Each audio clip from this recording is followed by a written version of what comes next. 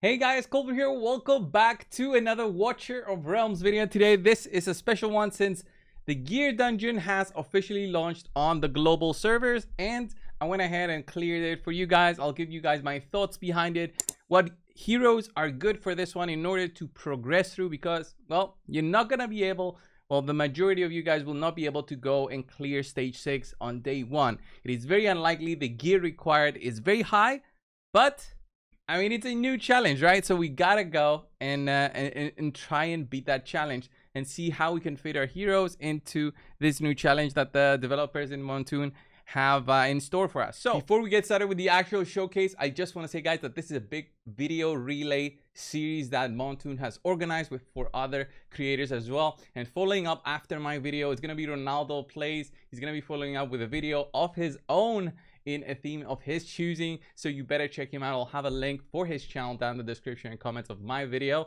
so definitely check him out after you watch the Gear Dungeon showcase that I have for you guys today. For us, so there's different stages, 6 stages in total, many different rewards which I'll cover in the video, and a new shop which relates to the dungeon. The dungeon is not always going to be open. It does use stamina energy, but it also uses these unique new dungeon keys, which are basically a limit on how many runs you can do. Not only your energy is your limit, but also the dungeon keys are going to be your limit. So you use 1 key per run, and depending on how lucky you are, you'll get, you know, good gear and however many runs you can do afford with your stamina. But I would suggest, if you can clear it, to use all your stamina here, since this includes so many brand new sets plus sets we have been using already. As you can see, brand new sets have been added, such as the Wicked Vengeance set, gives you critical damage and attack percent. We have the Light Grace set, healing effect, rage regen, and then we have morale set. Okay, when on the field, all allies deal 4% bonus damage, does not stack, and when deployed, the Unshaken Will, when deployed, HP plus 20%. When attacked, recovers 5% of max health. Is great for your tank heroes. And then Hell's Lament, when the ultimate is triggered, increase damage by 30% and crit damage by 40%. That sounds amazing.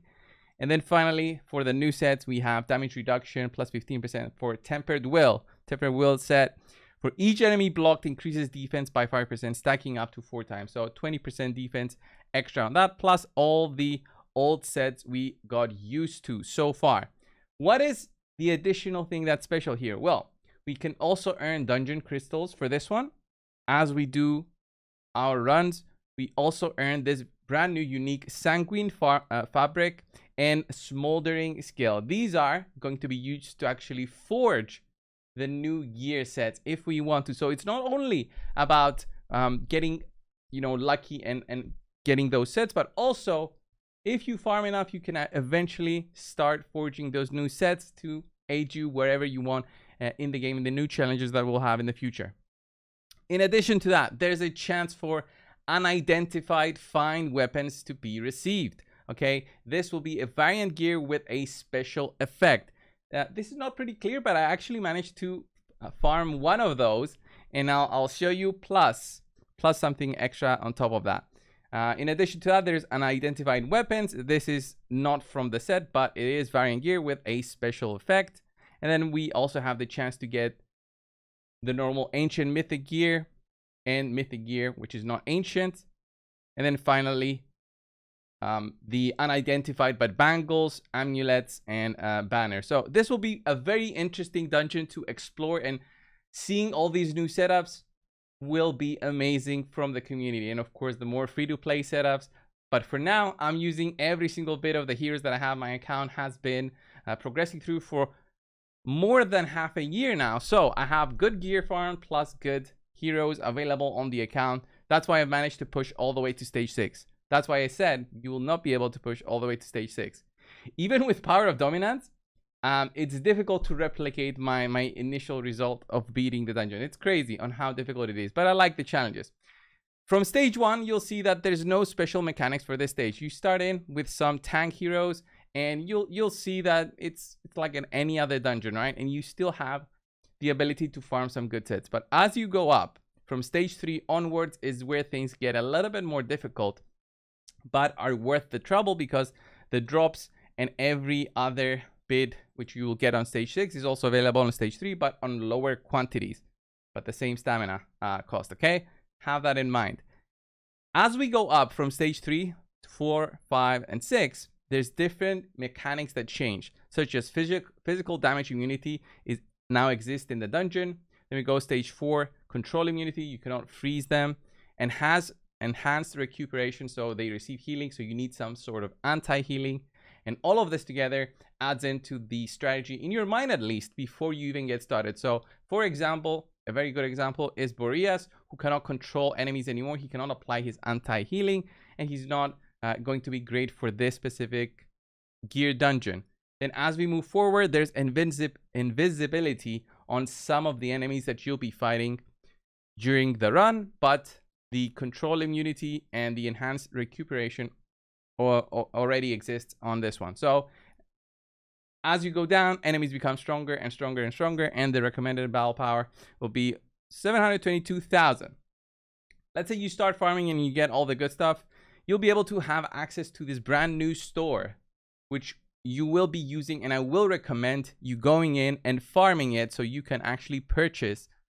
You can purchase gear, limited quantity of course, and you can get, an example is this unidentified fine bangle, and then also sets of a specific set. I am imagining that this set will be rotating as we play more and more and the gear dungeon goes through, but you can also access random mythic gear chests right here, and even random ancient mythic gear chests right here, which I find a very, very good addition to everything that we can be farming. Of course, the more runs you can do, the more of this dungeon crystals you can acquire, and the more of these items you can purchase. But I suggest to focus first on the big shiny new stuff, obviously, and then go down in terms of whatever else you want to buy, which I would say the gold bonus and the auto fight chances to be the least of your worries, since we can get those from other areas in the game. So you'll be farming everything in order, I would say, from the most difficult one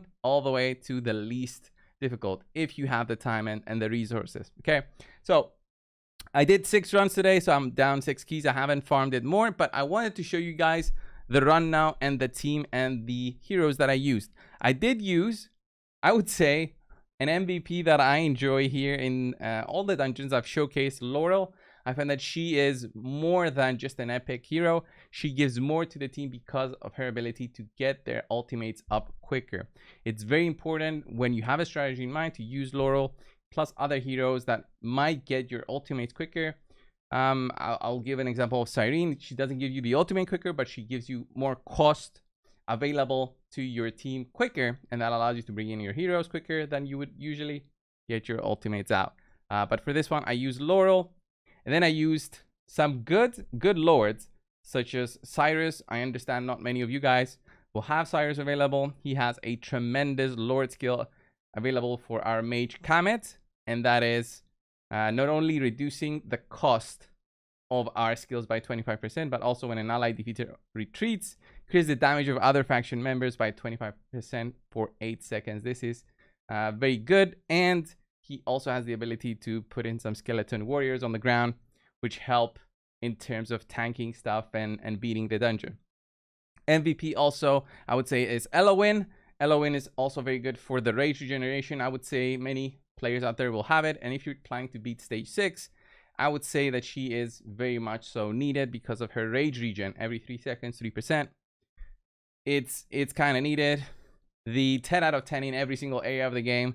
Dolores is also used in this one. The gear that I have on her is my guild boss gear. I haven't changed much. Not even the artifact I have changed since I've been using her, and this is no exception. So the gear that you can see with the invigoration set is also an example of what you can use. But obviously, if you have something better, go for it. All right, go for it. And then Kamet is the MVP here. You need the damage. I cannot stress this enough. You need the damage. Even my damage is kind of low. 70,000 total attack, 300 crit damage with 428 speed, and the Soulbound Arcana set. Okay, have that in mind before you go into expecting to do the similar sort of damage. Even with this one, that's not enough. You still need some sort of anti-healing. There's a few anti-healing heroes available in the game right now, and most notably, the most recent addition will be Artemis, which I'm using in this one, again with an invigoration, said focusing more on speed and attack so we get more heals, but also we get the anti-healing when you activate our ultimate on the specific times when enemies come in close. This ultimate locks on to 8 heroes, which is so happens to be 8 heroes against us, 8 enemies against us, and then anti-healing is applied on them. For during that time, Command will be able to kill them and get get them down, because you cannot kill them otherwise. The healing is just too much. In terms of artifact on this guy, I have the golden scarab, just a level 10 one. Haven't progressed that at all. And then we have a look at our tanks before we finally have a look at another MVP. Isolde is one of my tanks that I have. I have her in the Guardian set, but the Guardian set, I wouldn't say it's great. The stats that I have on them in total, my stats are 74,000 health, 6,000 defense. It's not that great, but she manages to survive if you push it. The healers are more important than anything else. And we have my Vortex, who is another healer with an invigoration set, 350 total attack speed with about 36,000 health, which helps him to get those heals through. And specifically this artifact, the Tumultuous Horn, which allows him to get his ultimate the very first time you put him on the battlefield. You get the ultimate with extra 35% rage, so you get that quicker, and it's important. I'll explain why in just a second. Here's my Valkyria. I built her for this specific purpose. Her gear is very important for this one. If you can push your gear to the limits on her, do it, at least for now, so you can clear this dungeon. If I think I needed to move the gear from my Zillitu to her, I think it was worth it. If you have her in Awakening 1, this will make it so much easier than it was for me. I could actually get her to Awakening 1, but I didn't. I was very tempted to, though, because that extra attack range is huge, which you need. You need that extra attack range for this specific purpose. The only way to activate that, get the extra attack range, is getting a shield and utilizing that, consuming it by having a shield hero there, and that's going to be Vortex's job, giving her an extra attack range by 1, plus all the other stats that are going to help her do some damage for this specific purpose.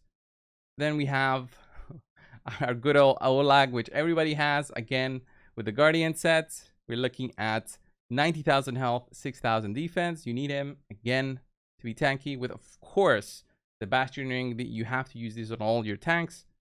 And then that's it. In terms of the run, guys, I will show you one run now.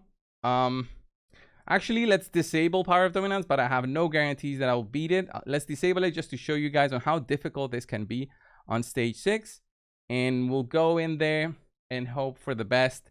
This gets very chaotic. I can show you the actual successful run that I did one time after the end, I guess, of the video. But for now, let's see this in action. Live action is I put my tank here. I put in immediately comment right there so he can start attacking. We put in our first healer, which is Artemis. He's healer slash anti-heal, so he can actually heal in this way everybody who's in these tiles. And it will be very important on not just using his ultimate whenever you think it's the time, right? So Eloin goes next there.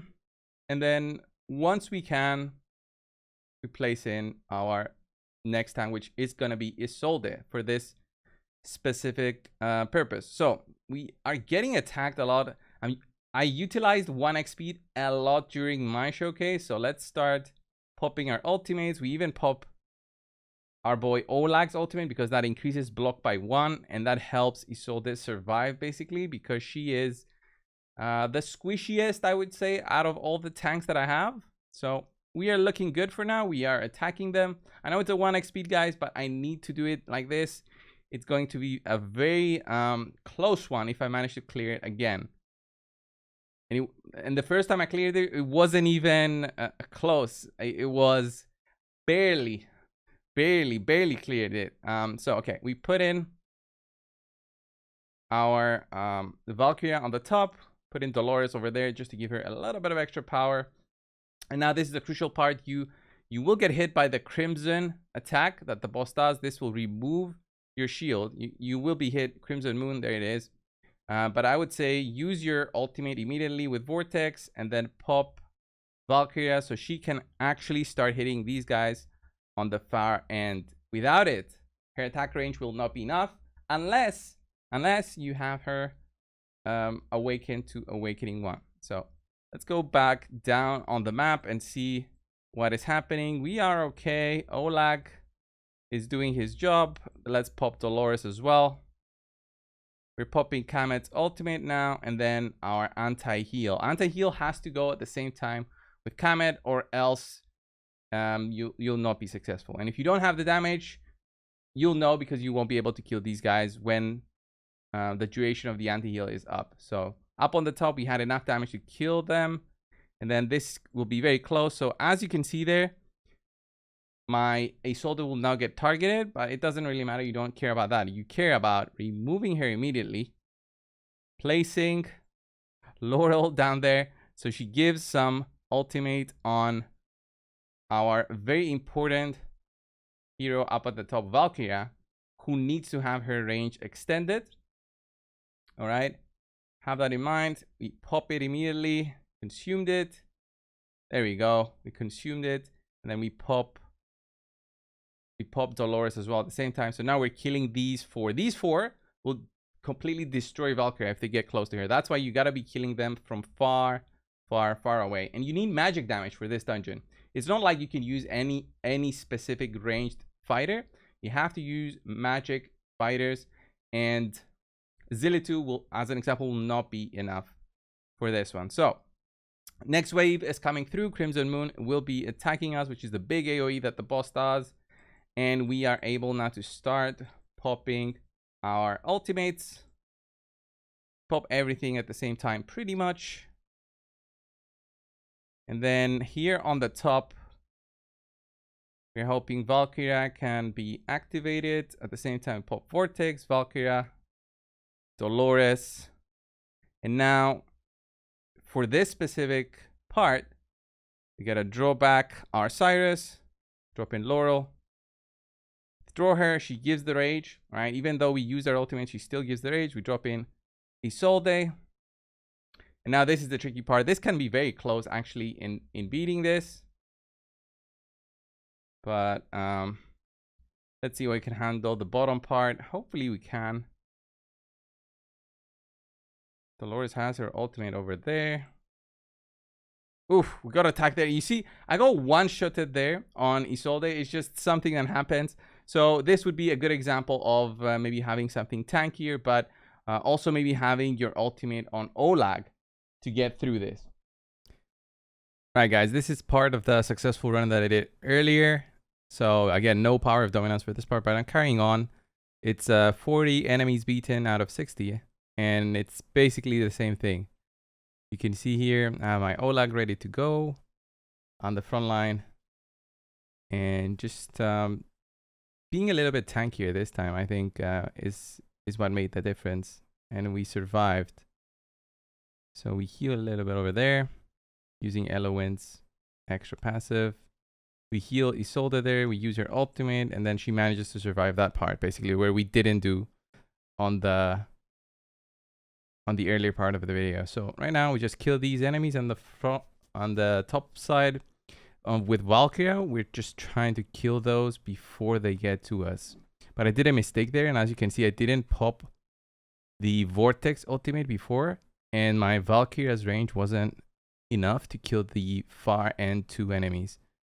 But the good thing was that I managed to just successfully kill the top 2 enemies, and the bottom part I killed that guy, and the run was basically a little bit longer than I wanted just because of this part. But I thought, okay, I'll try and do my best to kill these guys so I can get power of dominance and have the stage basically cleared and be able to farm it.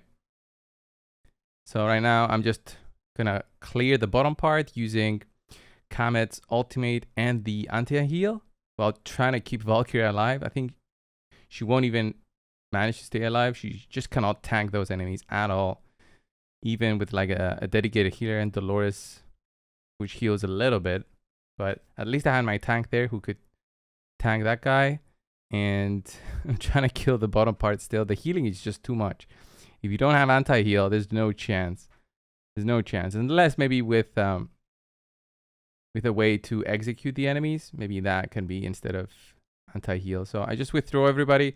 And now the next part will be just waiting on them to come back to us. And once they are available to us back again, we just use them, use the anti-heal, and we kill the enemy. So this was just the longer part of the video where I just waited for them to be available again to use them.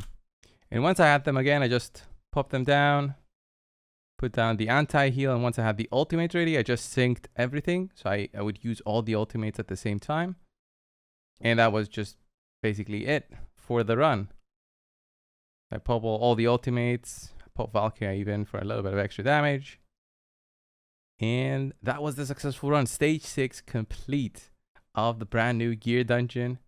I hope you guys enjoyed the run. If you have any different strategies, please leave those down below as well in the comments. So guys, that was the showcase of the gear dungeon and all the strategies that I used. I would say go and have a look at the recommended lineups that other players have used already. Maybe some of the heroes more aligned to what you have available. I personally did not have some of the heroes like Big King Hearts available for the bigger shields. Plus, he's a very, very tanky legendary. Didn't have him available, but I used what I had. And for that, have a look at everybody else's recommended lineups. And I would imagine in the future, we will be able to see a little bit more free-to-play friendly teams. But of course, this is the brand new gear dungeon available in the game. The most difficult part of the game, I would say, in terms of just another new challenge. Have that in mind before you say, like, oh my God, I cannot beat this on day one. Guys, just keep in mind that go back, start farming up the important gear. Have a look at maybe some of the summoning banners. Have those in mind instead of just going for every single one of them. Maybe keep your summonings for a specific one, for let's say an anti-heal hero, or if ever they put in Kamet again, he's going to be very, very strong and important for this one, or even Elowen. And for that, I want to show you the brand new gear piece and the forge part that this new dungeon also unlocks. Okay, if we have a look, this is the new gear forge that will be available using this brand new material, the sanguine fabric and the smoldering scales that you'll be able to farm from just doing the gear dungeon. You go here, you'll be able to craft them and specifically get what you're looking for, hopefully. You can also then identify items. Those are the unidentified items that you can sometimes farm or can purchase from the new gear dungeon shop. So in the gear dungeon, commander has a chance to obtain unidentified gear. After identifying, you will obtain variant gear with a special effect. Challenge the gear dungeon for more powerful gear. So let's identify this one item that I have and see what we get out of this one. Okay, so I got a variant mythic item, a Wicked Vengeance weapon. So this is the Wicked Vengeance set, critical damage plus 40%, attack plus 10%. This is already amazing. Turns into a scorching lava upon death and creates a ground effect area, dealing 30% AoE magic damage to enemies on it per second, lasting for 10 seconds. This is amazing for many different heroes that are already on the ground, so like fighters that you might be losing. But Cerberus, this is an amazing weapon for Cerberus. Let's go and level it up, and I want to see the stats that we get out of that one because it's the brand new shiny one. So let's see what we get. This got attack bonus plus crit rate. It's good. It's not a triple one. Like usually I prefer to have triple rated, triple rolled items. But for this one, let's see what we get. Let's do 12 and then we'll do 16. All right, we get 23% crit rate, 17.5 on attack bonus.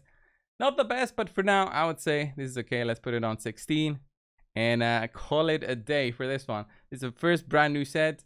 And probably I'll equip it on my servers that I have once I get a chest piece for this one. This was the video, guys, on the brand new gear dungeon. What are your thoughts on day one, at least on the global servers? This has been out already on the Forerunner servers, but this is just day one, guys.